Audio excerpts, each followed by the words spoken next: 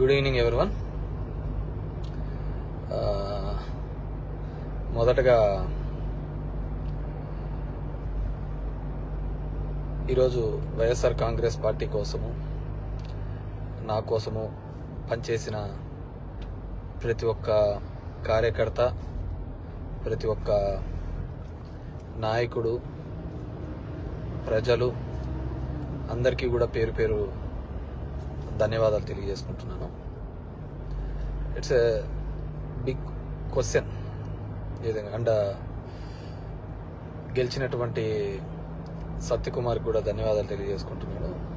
Congratulations. It's big question నాకు, అసలు ఎక్కడ ఏమి చేశాము అని. అంటే ఓవరాల్గా కూడా రాష్ట్ర ప్రభుత్వం కావచ్చు, నేను కావచ్చు, ఎప్పుడు కూడా పేదవాళ్ళకు అండగా ఉండాలా, పేదవాళ్ళకు తోడుగా ఉండాలని జగన్మోహన్ రెడ్డి గారు ఆలోచించారు. నేను అదే విధంగా ఆలోచించినాం. ఈ 5 years అయితే అసలుకు నేను ఎక్కడన్నా విజయవాడ అలాంటి ప్రాంతాలకు పోయి రాత్రి 2 గంటలకు వచ్చినా కానీ మళ్ళీ పొద్దున్నే 7 గంటలకల్లా లేచి ఇంటింటికి వెళ్ళి తిరగడం జరిగింది. వెల్ఫేర్తో పాటు డెవలప్మెంట్ చేయడం జరిగింది. అన్నీ చేసినాం. కేవలం 2 నెలల్లో వచ్చి అసలు అతను ఎవరో తెలియదు, పాడు తెలియదు. ఎక్కడైనా పోయి మామూలుగా జనరల్గా పోయి కూర్చొని నిలబడినా కానీ ఎవరు జనాలు కనుక్కోలేరు. దీంట్లో మరి ఐ ఫీల్ రియల్లీ సాడ్, బాధ అనిపించేస్తుంది నిజంగా. ఎందుకంటే అరే ఏంది మనం ఇంత కష్టపడి, మగ్గమ్మ వాళ్ళు సూసైడ్ చేసుకుంటే ఎంటబడి భిక్షాటం చేసి డబ్బులు ఇచ్చినాము, నీళ్లు లేక అల్లాడిపోతుంటే తాగునీళ్ళు ఇచ్చినాము, రోడ్లు లేదంటే రోడ్లు ఇచ్చినాము, ఎన్ని కావాలన్నీ చేసినాము. So I feel really very bad. So నిజాయితీగా ఉంటే సరిపోదు, కేవలం అబద్ధాల మీదే బతుకుతేనే బాగుంటుందనే ఆలోచన ఉందేమో తెలియదు, కానీ మనం అది ఆడలేకపోయినాం. ప్రతిసారి కూడా ఇంటికి వచ్చిన ఎవరికే కానీ ఇబ్బంది పెట్టకూడదు, న్యాయం చేయాలనే ఒక ఆలోచన ధోరణితోనే పనిచేసుకుంటూ రావడం జరిగింది. కానీ దురదృష్టం అదే జగన్మోహన్ రెడ్డి కూడా అంతే. మొట్టమొదటిసారి ఒక నాయకుడు పేదవాళ్ళకు మేలు జరగాలి అని ఆలోచించాడు. మేబీ సంక్షేమం ఎక్కువగా చేసి ఉండొచ్చు, ఎప్పుడు లేనంత. అంత మాత్రాన అభివృద్ధి జరగలేదు అనేది మాత్రం అబద్ధమే కదా. మీ గ్రామాల్లో ఉన్న సచివాలయాలు కావచ్చు, హాస్పిటల్స్ కావచ్చు,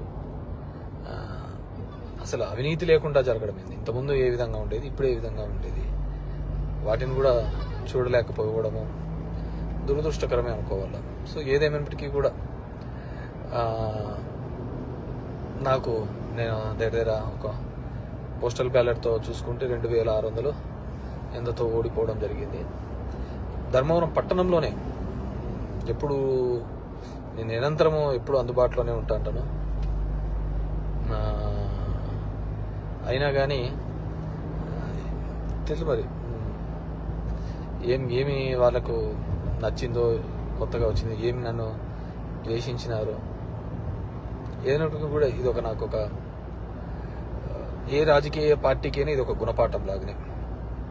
ఎందుకంటే ఇంతకుముందు జగన్ రెడ్డి గారు ప్రెస్ మీట్లో చెప్పినట్టు అంతమందికి ఒక మేనిఫెస్టో చెప్పి ఆ మేనిఫెస్టోలో 99% చెయ్యాలి అనే ఆలోచన. ఎందుకంటే ఇంతకుముందు చెప్పిన వాళ్ళందరూ మర్చిపోయేవాళ్ళు, పక్కన పడేసేవాళ్ళు. సో దానికి కర్నూలు చావుకు చాలా ఉన్నాయని చెప్పి అబద్ధాలు అనే దానిల మీద ఈ టైటిలింగ్ యాక్ట్ అంటారు, ల్యాండ్ టైటిలింగ్ యాక్ట్ అంటారు, ఇది అంటారు. అరే కొద్దిగా కామన్ సెన్స్గా ఆలోచించారు. గవర్నమెంట్ ఇచ్చిన ఇంటి పట్టాలకే రిజిస్ట్రేషన్ డాక్యుమెంట్లు ఇచ్చినాడు. గవర్నమెంట్ ఇచ్చిన ఇంటి పట్టాలకే రిజిస్ట్రేషన్ డాక్యుమెంట్ ఇచ్చినాడు. అది కూడా మాట్లాడితే ఎట్లా? గవర్నమెంట్ ల్యాండ్లకే రిజిస్ట్రేషన్ చేపించి ఒరిజినల్ పత్రాలు ఇచ్చినాడు. మీ భూములు జగన్ రెడ్డి తీసుకుంటాడంటే ఎలా నమ్మగలిగిన? అది ఒక కారణం అయ్యింటే అది ఎలా నమ్మగలిగినారో ఏమో కానీ అర్థం కావట్లే. సో చూద్దాం. ఇప్పుడు చంద్రబాబు నాయుడు తన అనుభవంతో సంపద సృష్టించాడు. ఏ రోజు సంపద సృష్టించినాడో కూడా తెలియదు. ఆయన ఇంతవరకు ఎప్పుడు సంపద సృష్టించినది, ఎప్పుడు అప్పులు పెట్టిపోయినాడే తప్ప 14 సంవత్సరాలుగా ముఖ్యమంత్రిగా ఉన్నప్పుడు సంపద ఎప్పుడు సృష్టించలేదు అనమాట. సో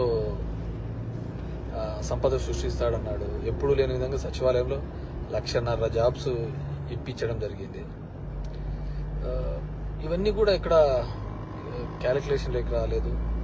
జనం దగ్గరికి సేవలు రావాలి. కరోనా లాంటి క్లిష్టమైన పరిస్థితిలో ఆ కుటుంబానికి తోడుగా ఉన్నాడు. మేబీ మనుషులంటే అలాగే ఉంటారేమో మరి తెలియదు. కానీ ఏదైనప్పటికీ కూడా నా పార్టీ కోసము నిరంతరము కష్టపడిన వైఎస్ఆర్ కాంగ్రెస్ పార్టీ కార్యకర్తలకు, నాయకులకు, నాకు ఓటు వేసి